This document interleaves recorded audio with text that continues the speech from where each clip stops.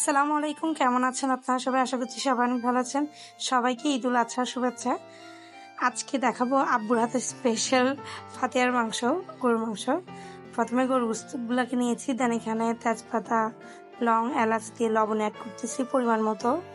Add করতেছি রসুন বাটা, আদা বাটা, হচ্ছে নারকেল বাটা, তারপর হচ্ছে আপনার বাদাম বাটা।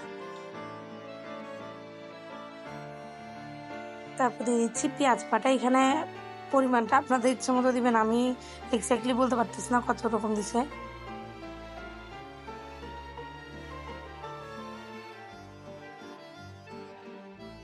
দিয়ে দিচ্ছি লাল গুঁড়ো মরিচ, এগুলা দেখতে হলুদের মতো লাগতেছে, আমি জানি না, কারণ কালারটা একটু হালকা রেড। দিয়ে দিচ্ছি হলুদ গুঁড়া,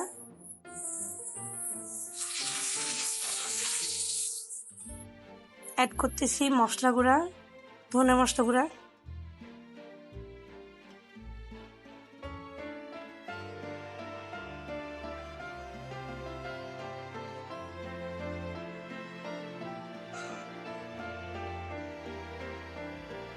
ভালো করে মাখিয়ে নিচ্ছি।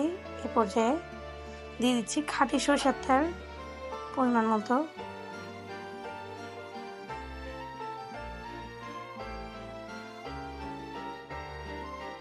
দিচ্ছি টমেটো, কাঁচামরিচ। কারি কোথায় কাটাচ্ছেন আমাকে জানাতে ভুলবেন না।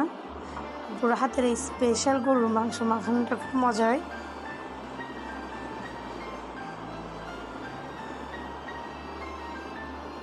অল্প করে পানি অ্যাড করেছি, দেন দিয়ে দিচ্ছি পাউডার মিল্ক।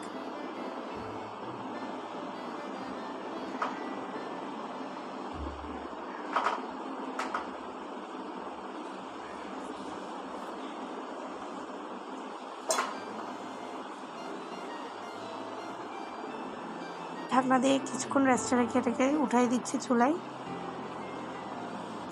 এটাকে 15 থেকে 20 মিনিট কুক করার পর এটা পারফেক্টলি কুক হয়ে আসতেছে।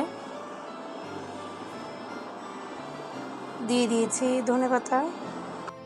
ধনেপাতা আর বেরেস্তা, তারপর এটাকে 5 থেকে 7 মিনিট কুক করে নিব। দেন রেডি হয়ে যাবে আমাদের গরুর মাংস। অ্যাড করে দিচ্ছি বেরেস্তা।